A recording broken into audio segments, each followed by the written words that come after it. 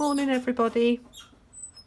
I'm just going to show you how to do Carreg Cennen in watercolour as well, using the same technique as I did in the acrylic painting with cling film.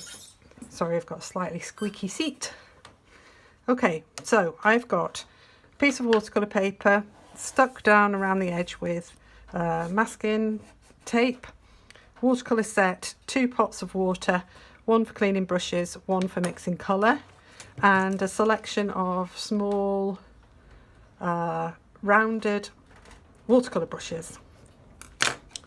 So the first thing I'm going to do is I'm going to do wet in wet sky. I'm going to use grey and Payne's grey, raw sienna, and possibly a little bit of blue, but I'm not sure yet whether I'll use that. So I just need to wet, because we're going to do this wet in wet. I'm just going to wet the sky. So I'm using a size 8 round brush here, just to wet that sky down. If you're unsure as to whether you've covered it with water, then just tilt your paper slightly and you'll be able to see. So I've got some Payne's grey here and some raw sienna. If you haven't got raw sienna, then you can use yellow ochre mixed with a little bit of burnt umber or something like that, just to knock it back a bit. But yellow ochre is also, you know, just fine. So I'm just going to put some of that in first. I'm just going to drag it down. I'm not going to worry too much about, I'm going to put a touch of yellow in there as well, just for a bit of fun. I'm not going to worry too much about it going over into my mountains, because they're going to be grey in the end.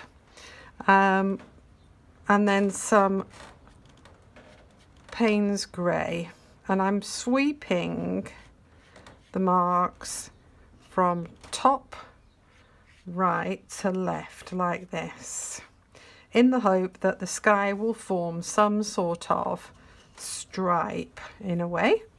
So if you have your piece of paper in a sketchbook, then you can actually physically tip it upwards, lift the top up like so, and it will drag the paint down. If you have your paper stuck down to a piece of board like this, which you can't move, then just drag the brush strokes down like so, and leave little marks behind, because they will create the effect of light streaming down. I'm just going to put a little bit more Payne's grey just in that corner, just for a bit of drama.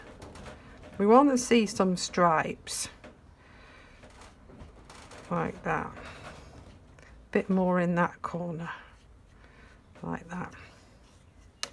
You can also, if you use a semi-dry brush, and by that I mean wash your brush off and then just dab it off on a paper towel or a piece of cloth, you can actually lift out high sunbeams like that. So these are representing light coming through the cloud.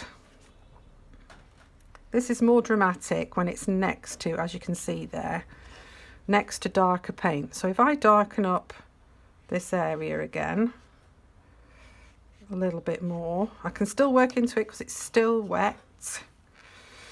And even though I've left light areas like that, if I wanted another sunbeam coming through, then just a clean dry brush and just lift, and you can do it repeatedly.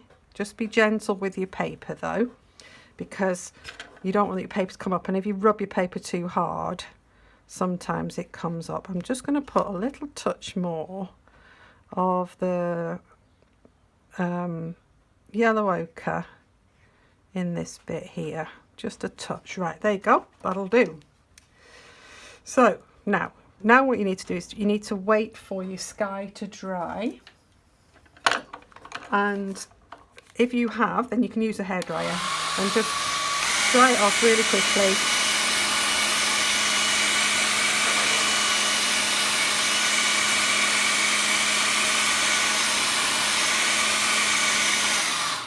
Pay close attention to the horizon line, because that's where we're going to put our paint next, so we don't want that to be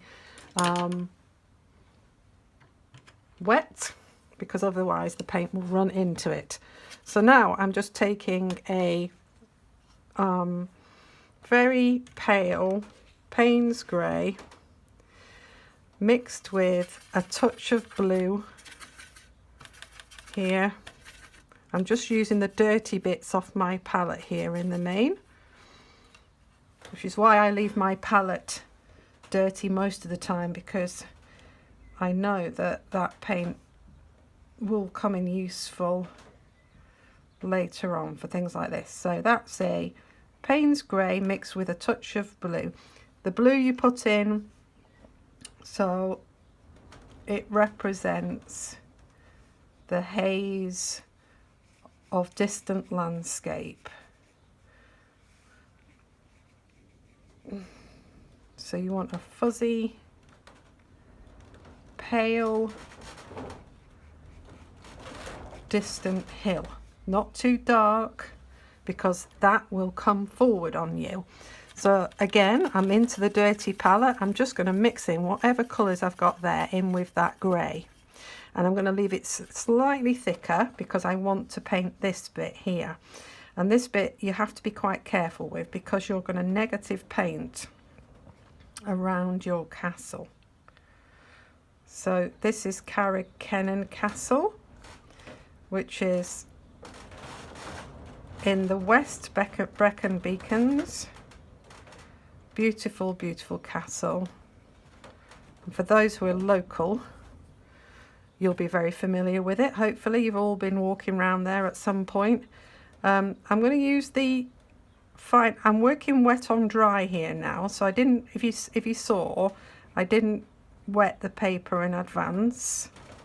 So I'm just putting paint directly onto my watercolour paper without any water underneath it, because I want to have a nice clear line against that castle. If you were doing it wet in wet, it would be slightly more blurred and wouldn't be as stark as it is now. So in with that around the castle. Now, because I've got a slightly larger area here, I'm just going to pick up the rest of the paint with, I'm hoping there'll be enough there. I can always pick up some more of this dirty paint here and just paint that in with a bigger brush. And I'm doing that because I don't want that line to dry too hard. So I'm just going to pick it up there. You can see that the paint goes down much quicker if you use a larger brush, and also you end up with less line. Now you can see there that I got a little bit of a hard edge, so I'm just going to paint that back around carefully around there, and that's because that line has dried quickly.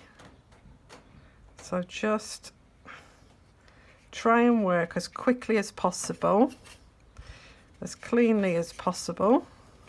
I'm just going to put some paint, I know I've got some paint left on that brush, into that distant hill.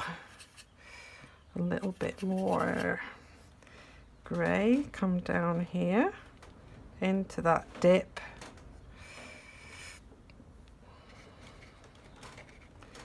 And over there like that. I'm just going to take that right up to that edge there, because I know I've got a bit of a hard line coming through there.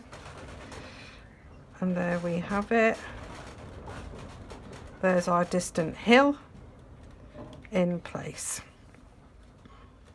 I'm just going to re-wet this again, just so it remains the same tone as the rest of the hill. Okay, so we've got our two hills. I'm just going to put a little touch of green. I've got some green in my palette here.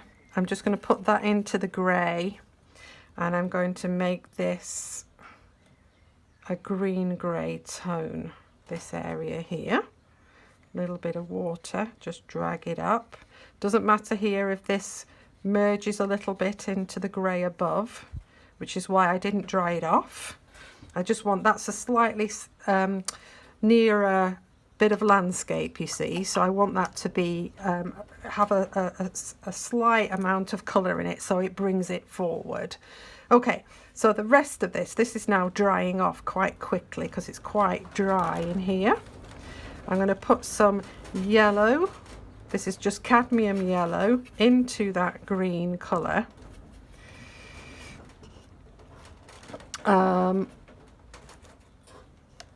going to add a little touch of lemon yellow into it, mainly because I want it to remain quite vibrant and fresh. So it's a little bit of cadmium, a little bit of lemon, and a touch of green, and I'm just going to put in the main green tone that leads up to the castle here, and there's some sort of jagged rocks coming down there like that. That's all we need for that bit. I'm going to let that dry off. While that's drying off, I'm going to take my detail brush and I'm just going to put a little bit of shadow work on the castle. So a lot of the castle is quite light because this is quite a dramatic sky. The light's coming from the right hand side. So this wall here is very dark. This little bit of wall here, and it goes into half the side of that bit there, and then we have a little bit of wall just there which comes across and joins with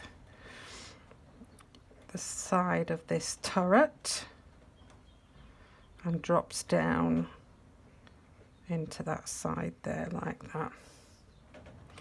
There's a little bit of distant wall coming through from behind that section and there, and then I'm just going to thin it down. So just add more water just to add another tonal section to the castle, which is there on the edge of this here, a little bit in there like that.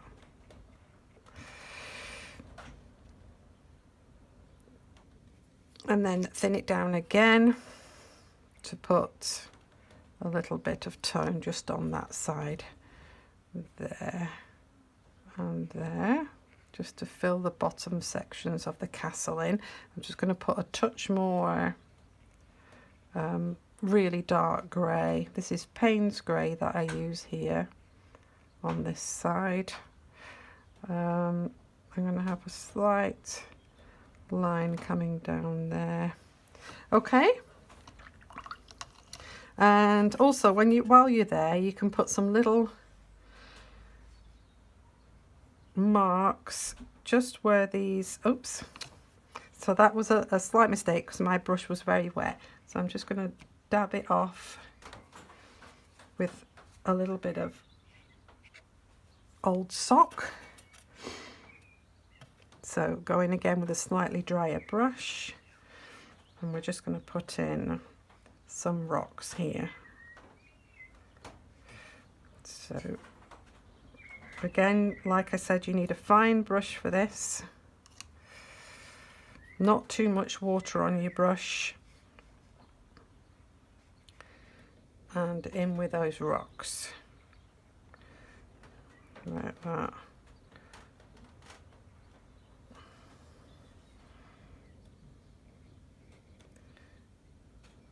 I will put an image of Carreg Cennen along with this tutorial, so you can see the original photograph and the finished watercolour, and you can study it before you start.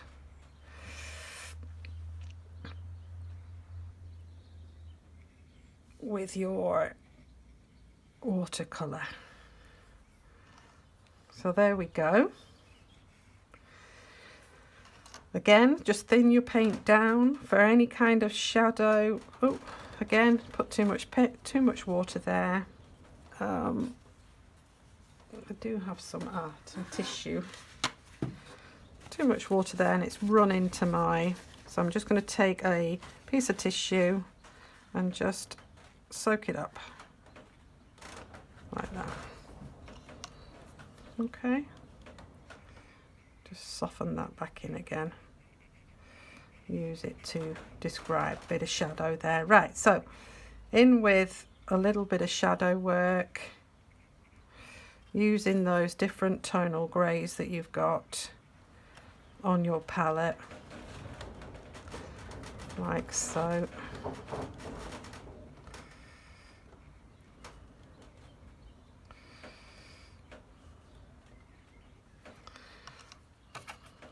And you can go into detail as much as you like with these details, using the original photograph as a guide to where to put the colour. And you might find that you want to dry areas off and work into them once they're dry. Darken some greens up, maybe put a stronger green coming in from the left like this. Sweep it up so that it gives you some form on that landscape. But for now, I'm going to leave that, and I'm going to show you how to do the cling film bit. And then what I'll do, once it's dry, because you need to leave the cling film on to dry, and you cannot use a hairdryer to dry it off, because obviously you'll blow the cling film off. So what I'll do is I'll do the same as I did with the acrylic.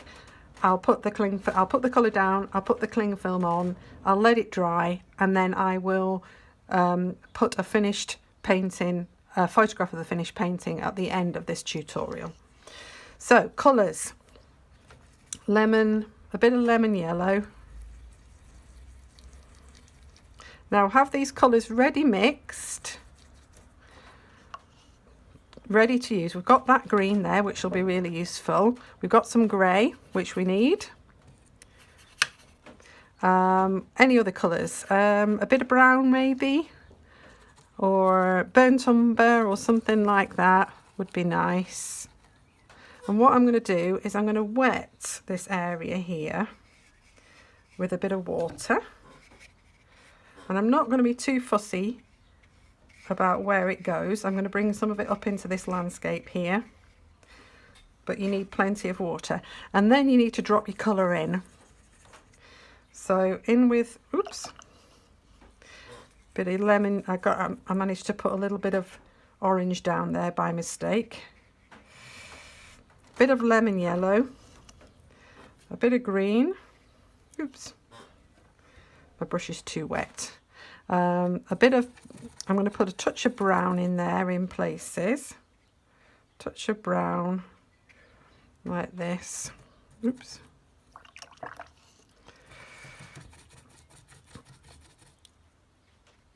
Touch of brown. It was slightly darker over on the left-hand side.